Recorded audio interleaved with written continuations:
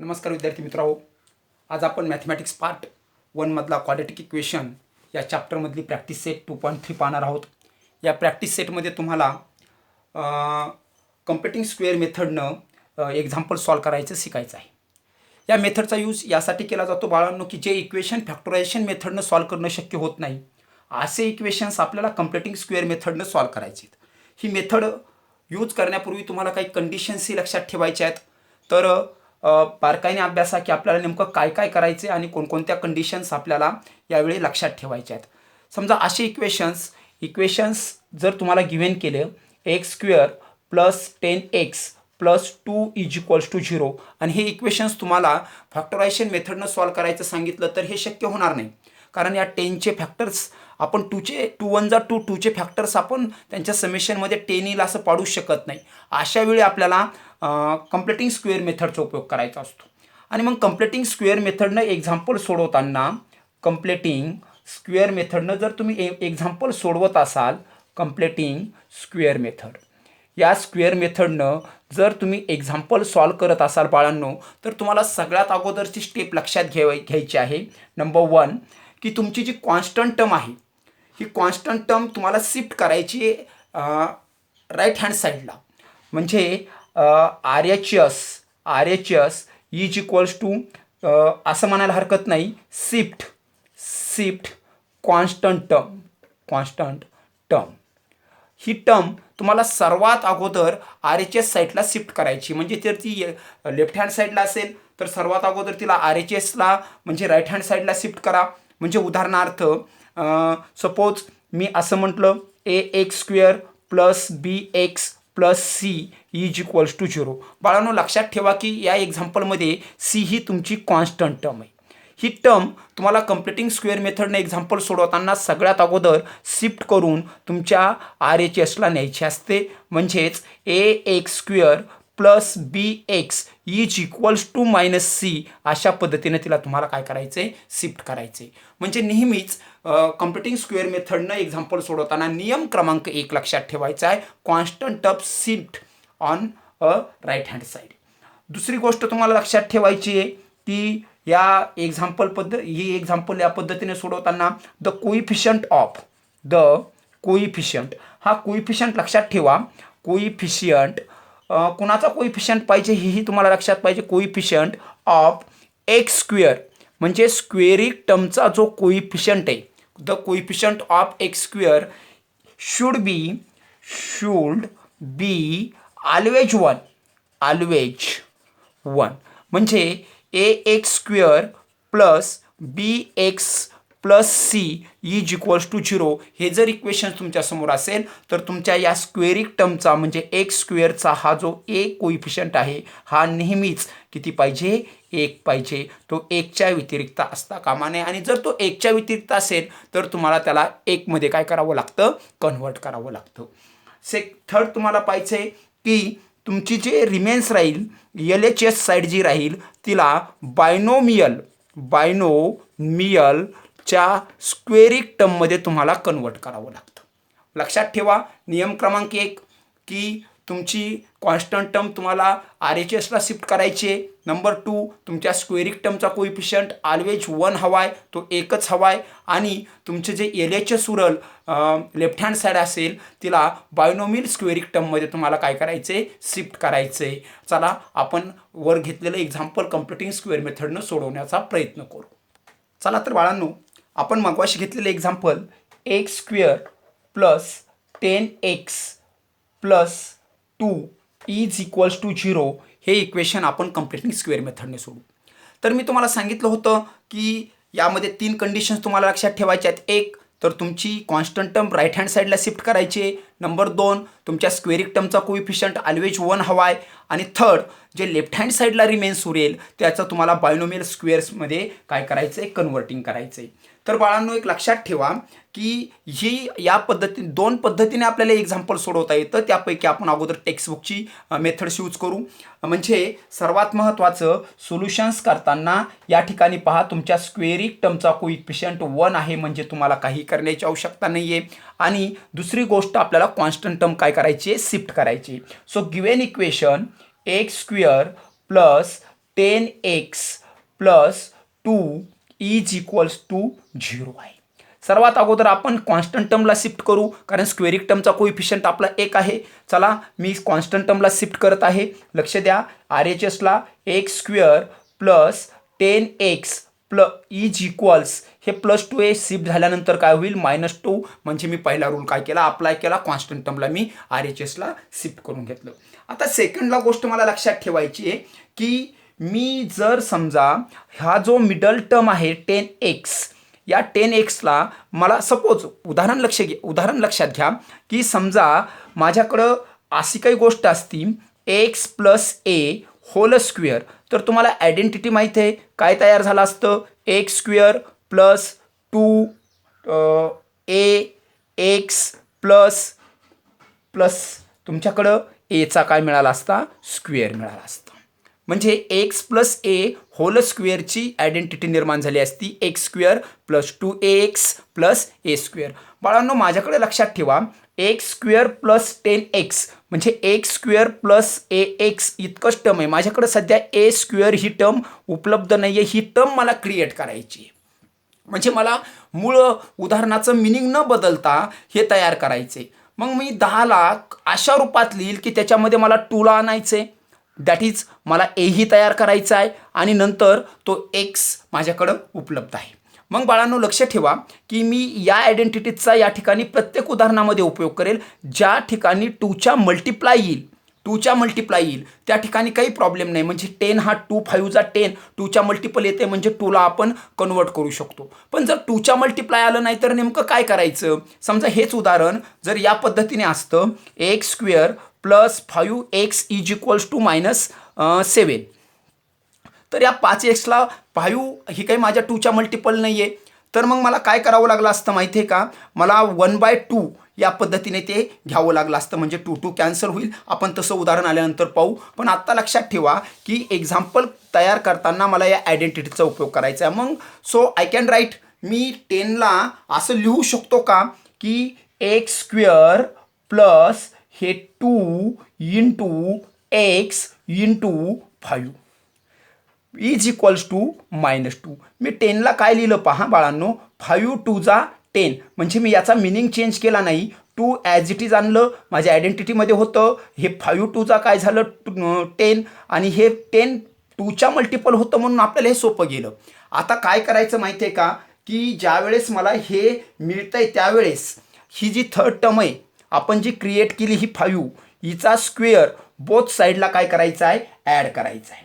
म्हणजे दोन्ही बाजूला त्याचा स्क्वेअर आपल्याला काय करायचा आहे, ॲड करायचा आहे. मग ॲडिंग बोथ साईड मला काय मिळेल, एक्स स्क्वेअर 2 हे इंटू एक्स इंटू 5 प्लस मी ॲड काय करायला लागलो आहे पहा बाळांनो, 5 square is equal -2. Me both साईडला ॲड करायला लागलो आहे 5 स्क्वेअर.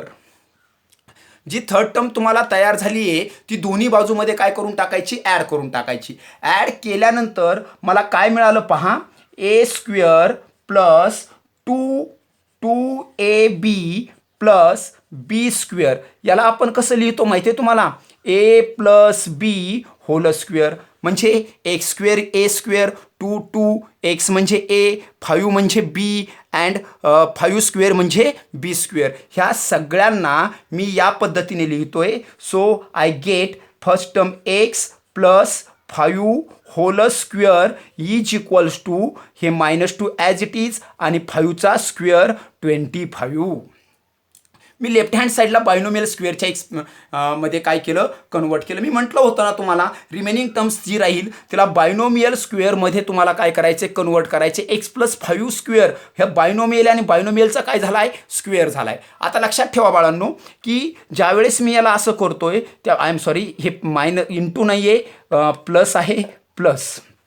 आता डाव्या बाजूची क्रिया करून घ्या. मग काय मिळेल, X plus 5 whole square is equal to -+- -25 -2 23. आता taking square root of both sides म्हणजे काय होईल, एक्स प्लस 5 स्क्वेअरचा स्क्वेअर रूट एक्स प्लस 5 होईल अँड प्लस मायनस हे काय होईल √23.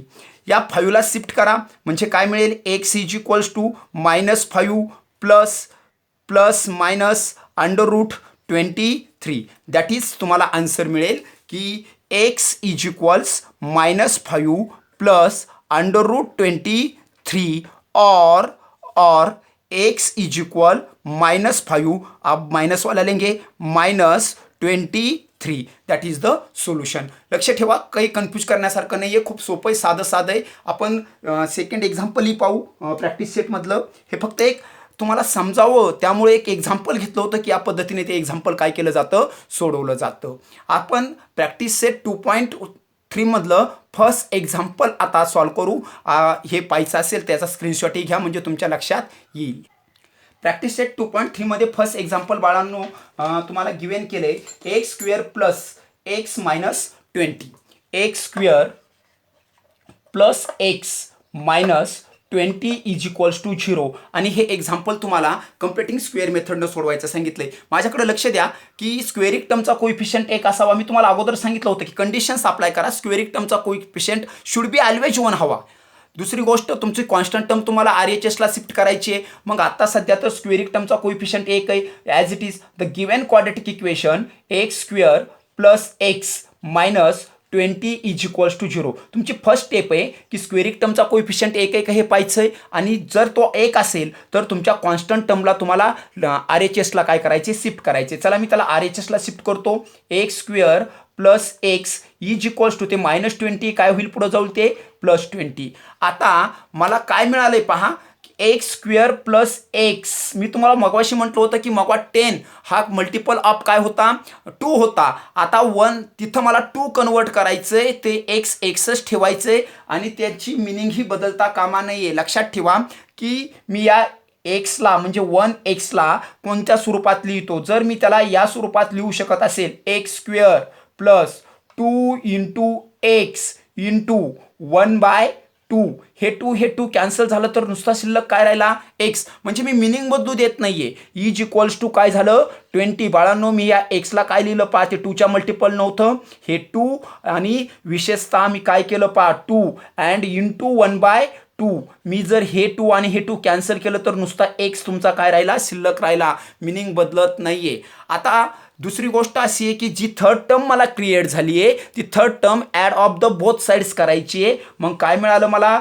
x² plus 2 into x into 1/2 plus काय मिळालं माहिती आहे तुम्हाला, मला ॲड करायचं आहे त्याचा square 1/2 square plus is equals 20 प्लसच करायचे दोन्ही बाजूला 1/2 आणि त्याचाही काय स्क्वेअर. आता पहा मग तुम्हाला पुन्हा एकदा फॉर्म्युला मिळाला. I can write formula. कारण हे अलीकडचं LHS तुम्हाला कोणत्या रूपात मध्ये मिळालंय पहा, LHS मिळालं तुम्हाला a² plus 2ab plus b² आणि यालाच तुम्ही कसं लिहित असता, a plus b whole square. म्हणजे या x पासनं या 1/2च्या स्क्वेअरपर्यंत आपण त्याला या स्वरूपात लिहू शकतो, x as it is plus third term कोणती आहे 1/2 ब्रॅकेटचा स्क्वेअर इज इक्वल्स हे 20 ॲज इट इज अँड 1चा स्क्वेअर प्लस 1 अँड 2चा स्क्वेअर कितना हुआ बच्चो 4. सिंपल आहे की नाही, सिम्पली. फ्रॅक्शनची ॲडिशन आहे, अगोदर फ्रॅक्शनची ॲडिशन करून घ्या. म्हणजेच हे x plus 1/2 whole square as it is राहील आणि याचा डिनोमिनेटर्स 4 करण्यासाठी 4 2 जा 8, 80 प्लस 1 डिवाइड बाय काय होईल 4. चला ॲडिशन करून घेऊ. x plus 1/2 whole square is equals काय मिळालं बाळांनो 81 डिवाइड बाय 4. आता मी तुम्हाला म्हटलं होतं taking square root of both sides. आता 81 आणि 4 दोन्ही परफेक्ट स्क्वेअर आहेत त्यामुळे टेन्शन घेण्याची आवश्यकता नाही. x प्लस 1/2 होल स्क्वेअरचं स्क्वेअर रूट काय मिळेल बाळांनो, x प्लस 1/2 इज इक्वल्स 81चं स्क्वेअर रूट काय मिळालं 9 अँड 4चं square root 2 but plus or minus, हो की नाही. मग आता पहा काय काय मिळालं, हा x हा प्लस 1/2 जर शिफ्ट केला तर काय मिळेल तुम्हाला माहिती आहे, प्लस मायनस 9/2. हे प्लस इकडे गेल्यानंतर काय होईल मायनस 1/2. सिंपल आहे की नाही. म्हणजे एक प्लसवालं रूट मिळालं आणि एक मायनसवालं. मग प्लसवालं रूट काय तयार होईल बाळांनो लक्ष ठेवा, x इज इक्वल्स 9/2 मायनस 1/2 आणि मायनसवालं काय मिळेल, और x इज इक्वल्स -9/2 -1/2 हो की नाही. आता मग त्यांचे ऑपरेशन्स आपल्याला करायचे आहेत. मी वरचं पुशितोय, वरचं डस्ट करतोय, लक्षात ठेवा अबाव साईड, आणि नंतर एक्झाम्पल सोडवण्याचा प्रयत्न करतोय. मला जे रूट्स मिळालेत x इज इक्वल्स 9/2 -1/2. मग हे डिनोमिनेटर्स इक्वल आहेत म्हणजे काय झालं, x इज इक्वल्स 9 - 1/2. और पुन्हा काय मिळालं होतं बाळांनो, x इज इक्वल -9/2 -1/2 म्हणजेच x इज इक्वल -9 -1/2. चला ऑपरेशन्स क्लिअर करा. इथं काय होईल, 9 - 1 8/2. और इथं तयार काय होईल, x is equal minus minus plus -10/2. Division clear करू. x इज इक्वल्स 4 और x इज इक्वल और x इज इक्वल 2 5 जा 10 -5 are the roots of given quadratic equation. Do understand. चला एक्झाम्पल तिसरंही पाहू, परंतु तिसरं एक्झाम्पल पाहण्याच्या पूर्वी मला तुम्हाला दोन गोष्टी सांगायच्या आहेत. मी तिसऱ्यापासून पुढचे एक्झाम्पल पुढच्या व्हिडिओमध्ये टाकेल. निगमानंद IITचा हाच प्रयत्न राहील की तुमच्या लॉकडाऊनच्या काळामध्ये तुम्हाला सगळं काही मिळण्याचा प्रयत्न करण्याचा प्रयत्न आहे. सर्वात महत्त्वाची गोष्ट आहे की कम्प्युटिंग स्क्वेअर मेथडनं एक्झाम्पल सोडवताना तुम्हाला तीन गोष्टी लक्षात ठेवायच्या आहेत. एक, तुमच्या स्क्वेअर टर्मचा कोएफिशियंट 1 हवा, तुमचं कॉन्स्टंट टर्म RHSला शिफ्ट करायचं आहे, आणि देन तुम्हाला लेफ्ट हँड साईडला जे उडेल त्याला बायनोमियल एक्सप्रेशन्समध्ये काय करायचं आहे, कन्वर्ट करायचं आहे. मी तुमच्या भेटीला पुन्हा उद्या सकाळी येत आहे आणि सकाळी तुम्हाला पुढचे एक्झाम्पल्स सॉल्व करून देण्याचा मी प्रयत्न करेल. Have a nice day. फक्त मी एक्झाम्पल समजून देण्याचा आज प्रयत्न केला. आता तुम्ही याचं उदाहरण पहा. जर कोणाला काही प्रॉब्लेम येत असेल प्लीज मला कमेंटमध्ये टाका. मी पुन्हा एकदा समजून देण्याचा प्रयत्न करेल. Have a nice day. आणि अभ्यास करत राहा. अभ्यासाला पर्याय नाही आहे. कदाचित तुमची परीक्षा पाहिली जाते लॉकडाऊनमध्ये की तुम्ही किती स्कॉलर आहात, आणि देव त्यालाच अडचणीत टाकतो, त्याच लोकांना संकटात टाकतो की देवाला ज्याला खूप मोठं करायचं असतं. कदाचित देवाला तुम्हाला खूप काही मोठं करायचं आहे. आपण परमेश्वराकडे प्रार्थना करू की तुमच्या प्रयत्नांना यश मिळो. हीच माझी बाबांकडं तुमच्या वतीनं प्रार्थना. Good evening boys and girls.